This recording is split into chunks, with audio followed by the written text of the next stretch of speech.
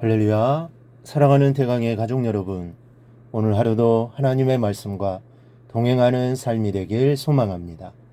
오늘 함께 나눌 하나님의 말씀은 마태복음 28장 11절에서 15절 말씀입니다.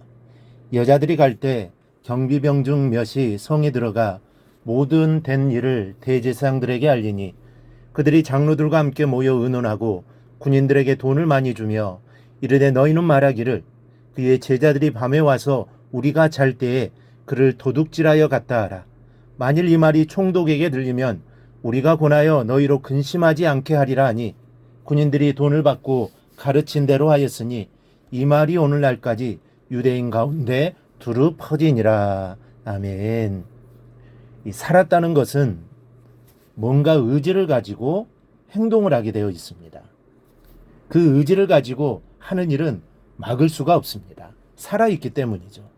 돌아가신 예수님은 무덤에 가둘 수 있어도, 죽은 복음은 얼마든지 막을 수 있어도, 부활하신 예수님은 살아 생명력이 충만한 복음은 그 무엇으로도 막을 수가 없는 것입니다.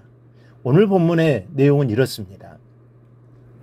예수님께서 무덤을 깨치시고 부활하신 후 무덤을 지키던 파수꾼들이 대제사장들에게 가서 큰 지진이 나며 천사가 나타나 돌을 굴려내고 주님이 부활하셨다는 사실을 보고합니다.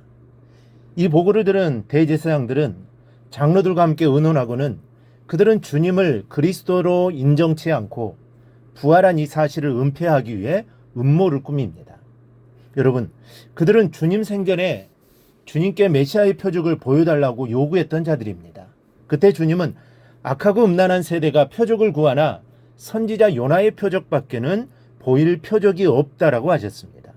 여기서 요나의 표적이란 부활의 표적임을 우리는 알고 있습니다. 요나가 3일 동안 물고기 뱃속에서 있다가 하나님의 은혜로 되살아난 것처럼 주님은 죽음에서 3일 만에 부활하신 것입니다. 그리고 이 놀라운 표적을 사내들인 공회원들은 주님의 무덤을 지켰던 경비병들을 통해 객관적으로 전해들은 것입니다. 바로 그들이 원했던 메시아의 표적이었습니다. 그럼에도 그들은 주님을 메시아로 인정하지 않고 도리어 주님의 부활 사실을 은폐하고 왜곡하려고 했던 것입니다. 여러분, 이것이 오늘 우리에게 말해주는 것이 무엇입니까? 표적 중심의 신앙에 따르는 위험성을 말해주는 것입니다.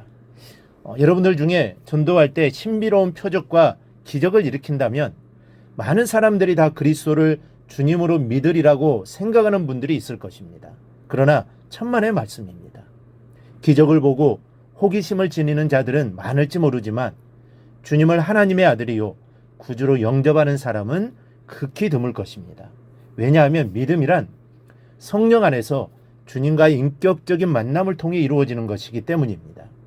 주님과의 인격적인 만남과 교제 없이는 주님을 영접하거나 섬길 수가 없습니다. 다시 말씀드리자면 육신의 눈으로 보는 표적만으로는 그 영혼이 주님을 섬기게 되지 않습니다. 그 영혼이 주님의 인격과 말씀에 감화되어야만 믿는 사람이 되는 것입니다. 이런 인격적인 교류가 없는 사람, 주님께 대해 마음 문이 닫힌 사람들은 예수의 이름으로 죽은 자가 되살아나는 것을 보고서도 주님을 믿지 않는 것입니다. 그러므로 우리는 표적 중심의 신앙을 경계해야 합니다. 어떤 신비로운 표적을 체험했다고 다 그리스도인이 되는 것은 아닙니다. 그 영혼이 주님의 영에 사로잡혀야 진정한 그리스도인이 될 수 있습니다. 이 대제사장들은 이런 생각을 가지고 있었기에 군병들을 많은 돈으로 매수하여 자기들이 잠들었을 때 예수의 제자들이 와서 그를 도둑질하여 갔다고 말하기로 약조를 합니다. 그러나 이들의 말은 그 자체로도 충분한 거짓말인 것이 그대로 드러납니다. 먼저는 군병들이 잠들어 있었다면 도적질한 사람들이 제자들인 것을 알 수 없는 것입니다. 분명히 우리가 잘 때에 제자들이 와서 도적질해 갔다고 말합니다. 그러나 모두가 잠들었다면 예수님의 제자들이 예수님의 시신을 훔쳐갔는지 다른 사람들이 훔쳐갔는지 아니면 그들이 불안해하는 것처럼 예수님께서 정말 부활하셨는지 이걸 어떻게 알 수 있겠습니까? 그리고 만약 한 사람이라도 깨어 있어서 예수님의 시신을 도적질하려는 예수님의 제자들을 보았다면 목숨을 걸고 지키는 것이 파수꾼의 사명이기 때문에 결코 가만히 있었을 리가 없습니다. 군병들이 잠들어 있는 동안 제자들이 예수님의 시신을 훔쳐갔다고 하는 것은 예수님의 부활이 너무도 큰 사건이기 때문에 사람들에게 예수님의 부활을 불신시키려는 수단에 불과한 것입니다. 둘째는 잠든 것이 사실이라면 처벌이 두려워서 자기들의 직무유기를 발설치 않을 것입니다. 파수꾼의 사명은 지키는 것입니다. 만약 지킬 것을 지키지 못했다면 그에 상응하는 처벌을 받아야 하는 것이 엄격한 군율입니다.